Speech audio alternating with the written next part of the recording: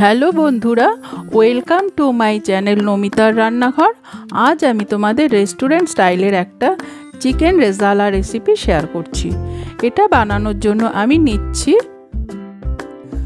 750 গ্রাম with বোন chicken. তার সঙ্গে আমি মিক্স করছি 1 টিস্পুন নুন। একটু কম ছিল, সেটা আবার দিয়ে দিলাম, 1 টিস্পুনের থেকে একটু কম ছিল। এর সঙ্গে অ্যাড করছি আমি 1 টিস্পুন রসুন বাটা, 1 টিস্পুন আদা বাটা,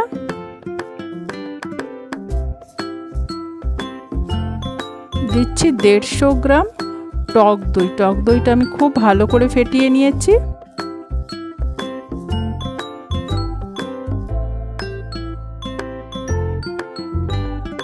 আর নিচ্ছি 1 টেবিল স্পুন রিফাইন অয়েল।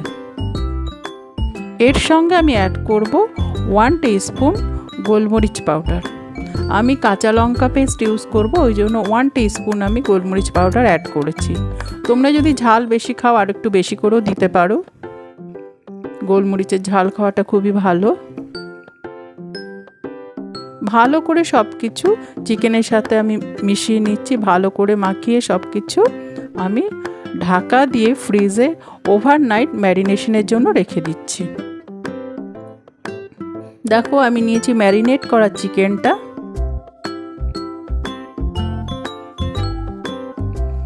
আদা বাটা, রসুন বাটা, পেঁয়াজের সঙ্গে কাঁচা লঙ্কা পেস্ট করেছি, তেজপাতা, শুকনো লঙ্কা, জয়িত্রী, লবঙ্গ নিয়েছি মাখানা, কাজু বাদাম, পোস্ত, এটা হচ্ছে গোলমরিচ পাউডার, কেওড়া জল, গোলাপ জল, হলুদ, মৌরি, সাদা জিরে, ধনে, গরম মশলা, ঘি আর রিফাইন অয়েল।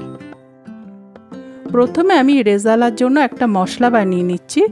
আমি কড়াইয়ের মধ্যে দিচ্ছি 4টে এলাচ, 4 টুকরো দারচিনি, 4টে লবঙ্গ, তার সঙ্গে দিচ্ছি আমি অল্প একটু জায়ফল আর জয়িত্রী, দিচ্ছি 3/4 স্পুন মৌরি, 3/4 স্পুন সাদা জিরে, 3/4 স্পুন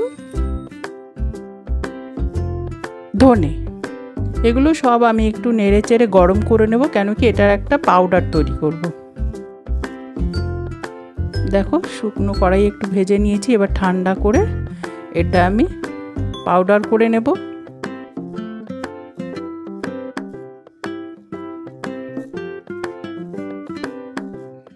দেখো, আমার চিকেন রেজালা মশলা রেডি হয়ে গেছে। এবার কড়াইয়ে আমি দেব রিফাইন অয়েল। 2 টেবিল স্পুনের মতো আমি রিফাইন অয়েল দিয়েছি। তার সঙ্গে দিয়েছি 1 টেবিল স্পুনের মতো ঘি। তোমরা ইচ্ছে করলে আরেকটু ঘি দিতে পারো, তেল কম দিয়ে। দিচ্ছি একটা তেজপাতা ফোড়ন, 3টে শুকনো লঙ্কা, তার সঙ্গে দিয়েছি একটু জয়িত্রী আর লবঙ্গ। এবার এটাকে একটু ভেজে নিচ্ছি।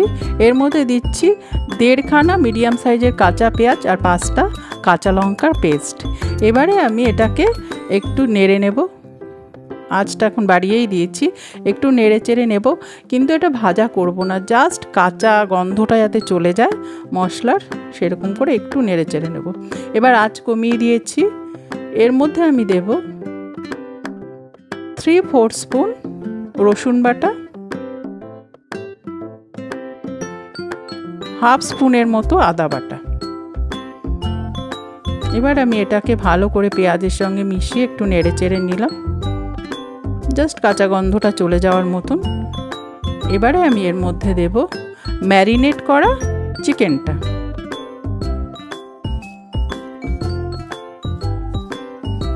এবারে ভালো করে মিশিয়ে নেব মশলার সঙ্গে।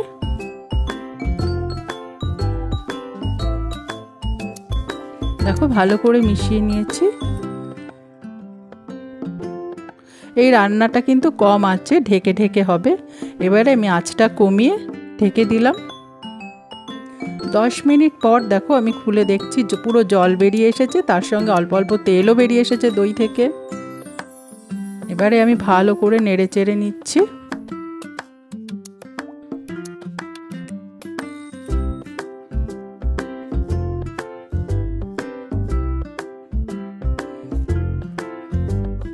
নেড়ে চেড়ে কিন্তু আমি আবার ঢেকে দেব 10 মিনিটের জন্য।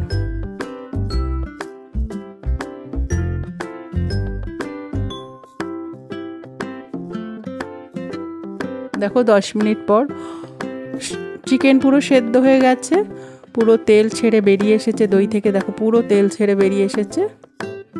এবারে আমি এর মধ্যে অ্যাড করছি রেজালা যে মশলাটা বানালাম সেটা 1 টেবিল স্পুন দিয়ে দিলাম। ভালো করে মিশিয়ে নিচ্ছি। আচ্ছা, এটা হচ্ছে কাজু আর পোস্ত বাটা। আমি 1.5 চামচের মতন পোস্ত নিয়েছি আর প্রায় 10 গ্রামের মতন কাজু, দুটো একসাথে পেস্ট করে নিয়েছিলাম, সেটা দিয়ে দিলাম। এবারে ভালো করে মিশিয়ে নিচ্ছি।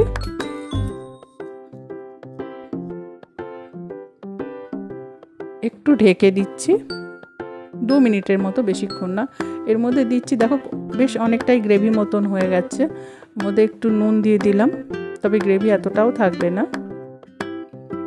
দিচ্ছি 1/2 চামচ চিনি, দিচ্ছি মাখানা। মাখানাটা দিলে দেখবে রেস্টুরেন্টে মাখানা দেয়, মাখানাটা দিলে খুব ভালো লাগে। মাখানাগুলো খেতে পুরো মশলাটা ঢুকে যায় ওর মধ্যে, খুব টেস্টি লাগে। মাখানাটা দিয়ে ভালো করে মিশিয়ে নিচ্ছি। এবারে আবার 2 মিনিট ঢেকে রাখলাম। আমার প্রায় রেডি হয়ে এসছে। এর মধ্যে দিচ্ছি 1/2 চামচ কেওড়া জল আর 1/2 চামচ গোলাপ জল। এবারে ভালো করে নেড়ে চেড়ে নিচ্ছি।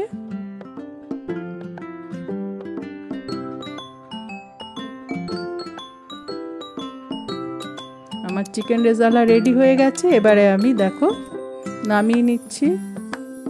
আমি কিন্তু এখানে কোনো রকম কালার, হলুদ নিয়ে দেখিয়েছি ইনগ্রিডিয়েন্টসে, কিন্তু হলুদ ইউজ করিনি বা কেশরও ইউজ করিনি।